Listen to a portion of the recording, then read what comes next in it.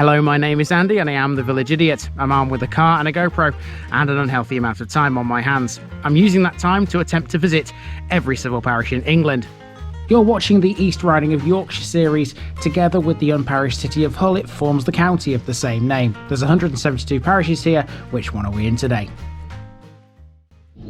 Welcome back to the East Riding of Yorkshire once again, people, and we are beginning here our penultimate run towards the town of Bridlington. It means that the county will soon be complete. The first one in this run features a pub which is called the Falling Stone, and that is a reference to something that once fell from the sky. Welcome to the parish of Thwing.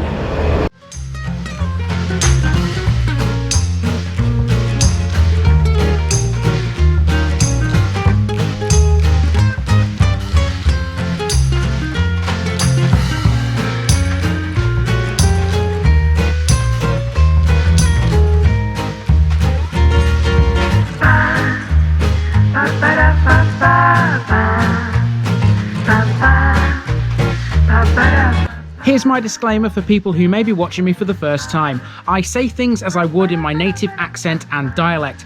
As a result, I may not pronounce things in the same way as the locals do. Remember, I'm a visitor. It's impossible to know everything.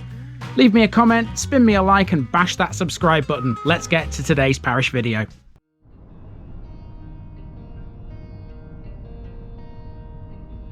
Thwing, narrow strip of land.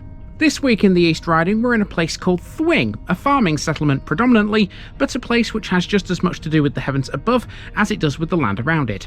In 1795 a rock would come hurtling from the sky, crashing into the East Riding landscape and forming a crater in a field. The spot where that heavenly body landed is now marked by a column built by the landowner of its day.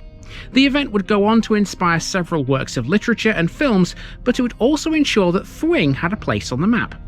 Until recently, the village had a pub which was named after the Meteorite. It was called the Falling Stone, but since it closed a couple of years ago, Thwing has become very isolated. With no shop, pub or daily bus service, perhaps the 12th century church and the gorgeous Wolds countryside are the only things left to attract the casual visitor today. There are some other great bits of history here though. This was the birthplace of two religious figures, John Thwing and Thomas Lamplugh, and Thwing Mere is also much more than just a pond. It was there during World War II where tanks and planes would add their bits of Thwing's history. So come with me for a walk around this village, but keep an eye on the sky for falling rocks.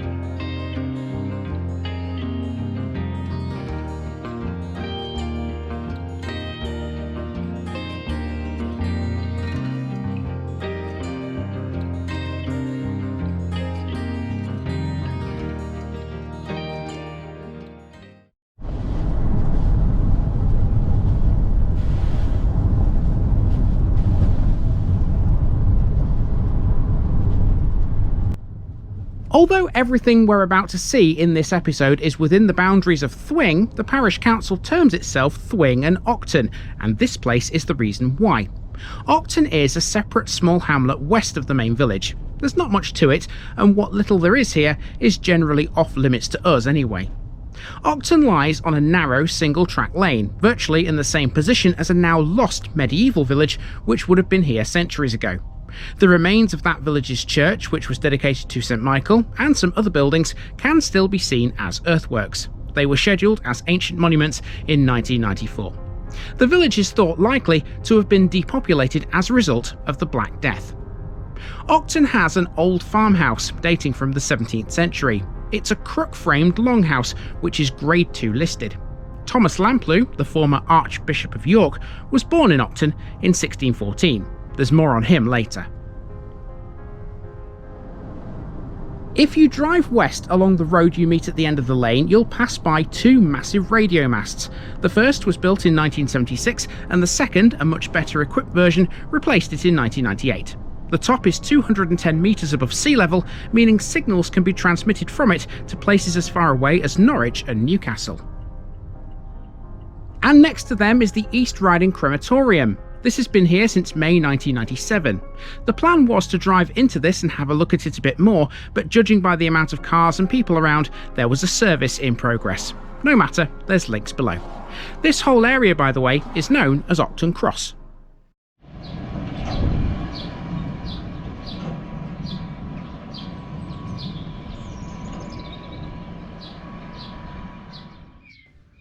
This is Thwing, a linear village for the most part, which stretches for well over half a mile from end to end. It's a lot bigger than the map makes it appear. Its name literally means narrow strip of land, deriving from the old Scandinavian word thringa. Throughout almost its entire history, Thwing has been reliant on the land, and indeed there are still farms here today. That said, archaeological finds here in the past have suggested that the Anglo-Saxons were pretty handy with bronze metalworking too. Thwing also had a post mill in the early 13th century, but no trace of that now remains. There are no pubs here today, but there were. This house used to be the Falling Stone, and the property still carries the name of that former pub.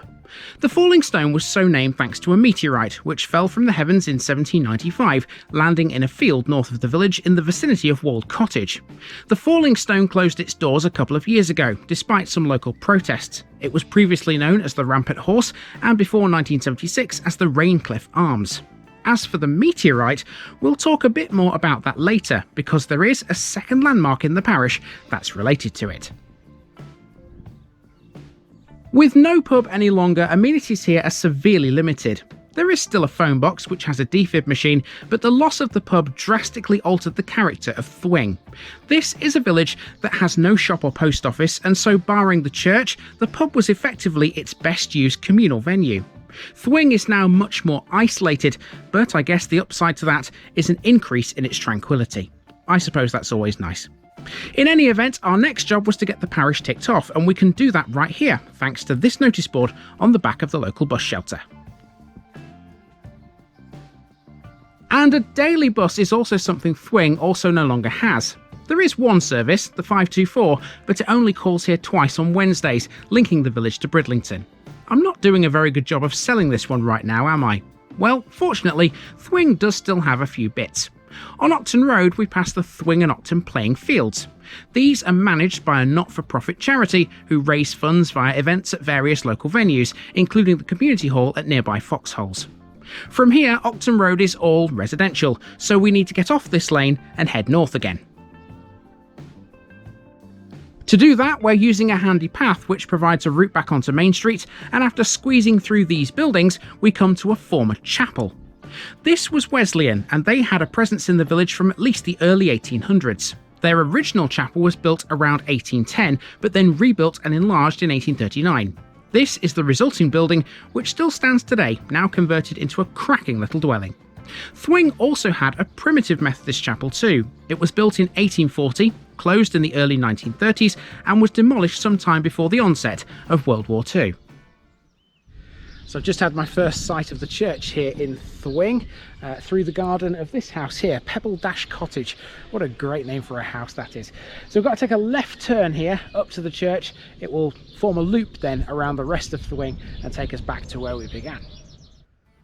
On Church Lane is Parish House. I suspect this is just a residence, but the name caught my eye. So let's next head for the small 12th century Church of All Saints, located on top of a gentle slope. Built to a very simple design with a short west tower, a nave, a chancel and narrow aisles, this was restored in the late 19th century by the architect Temple Moore. The Victorians did though leave many medieval features untouched. These include a recumbent effigy of a young priest said to represent the brother of St John of Bridlington, who was born at Thwing and canonised in 1401. St John of Bridlington is alternatively known as John Thwing. He was notable for miracles, reputedly on one occasion turning water into wine. Thomas Lamplugh is commemorated by way of the former rectory, which is called Lamplugh House. It's not, however, a listed building. Thwing only has 3 of those: the church, the old post office, and this Pear Tree farmhouse. To complete our circuit of the village, we have to pass Pear Tree Farmhouse and head through a farmyard now towards a field of sheep. Okay, so after passing through a farmyard, you're then on a public footpath, and all this does really is run around the back of the main street, and it'll take us back to where we began. Pretty simple, really. Now, when we reach the car, when we eventually get to the end, there's one more thing I do need to take you to, and that is Wolds Cottage, because that's the site where the meteorite fell from the sky and landed here in the East Riding of Yorkshire. There is a memorial to the meteorite, but it's on private land. I don't know whether I'm going to be able to get to it, but I do have a backup plan if not. Crossing a field of sheep is always a fun thing to do. Most of the time they just run away for some reason. I'm not that scary, I promise. As a passing rain shower began to fall slightly, I reached Thwing Mere, formerly known as East Keld. This has wartime history. In 1942, a Halifax bomber crashed on a Roman site close to this pond. In 2003, the Thwing cylindrical artifact was found at that site. It wasn't of Roman origin, but instead it was part of the crashed plane. Close to the mere, there's also a concrete slipway. It was used by tanks, enabling them to get up and down the nearby slope. Well, I don't think there can be any denying the biggest properties here in Thwing. Look at this. It's the old barn there. Eastgate Farm Cottages. Massive. Absolutely massive. Right, speaking of cottages, let's go to Wolds Cottage next. On the road north towards the next village is the Wolds Cottage. It's a spacious Georgian manor house, which is a really popular location for a short break on the Wolds. As I suspected, this road is private and I could go no further than the entrance. 2 fields away is the Meteorite Memorial. We can't see it here, but I know a way we can. Because of where the falling stone landed, it's often referred to as the Wolds Cottage Meteorite. Its falling is commemorated by this monument, which marks the exact spot where it hit the earth. The stone fell at around 3 o'clock on the 13th of December 1795, landing within a few yards of ploughman John Shipley. It created a crater approximately 1 yard across and embedded itself into the underlying chalk rock to a depth of 7 inches, passing through 12 inches of topsoil.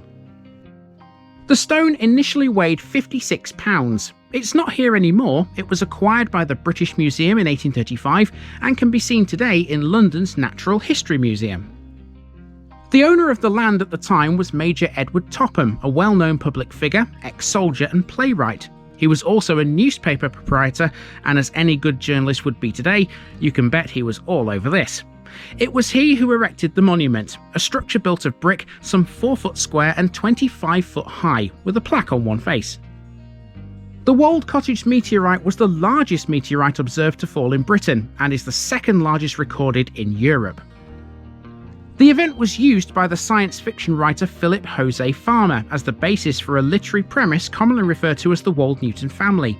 The film Robinson in Ruins would also refer to the meteorite, suggesting that such extraterrestrial bodies always fall at the time of significant events. In the film, it's referenced together with the 1795 amendment to the Settlement Act, which allowed capitalism to develop faster in England. The meteorite also plays a central role in the 2019 detective novel Sherlock Holmes and the Christmas Demon by British author James Lovegrove. The documentation from this historic incident prompted a full-scale investigation on the origin of meteorites, finally proving that they were from space and not from volcanoes or lightning strikes.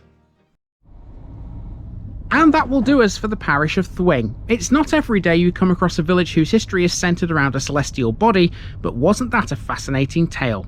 Next week, we're off to the northernmost tip of East Yorkshire as we continue our run east towards the coast. See you there.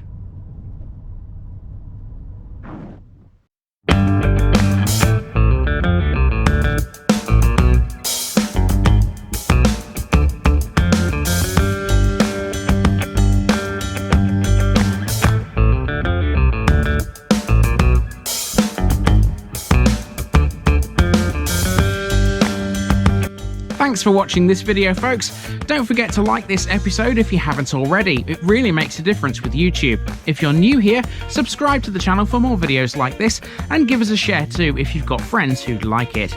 You can find all the links to my social media accounts below, as well as my Buy Me a Coffee page where you can donate to the channel. Also, if you've enjoyed this episode, have a look at some more videos in this series. Until next time, I've been Andy, also known as the Village Idiot, and I'm out.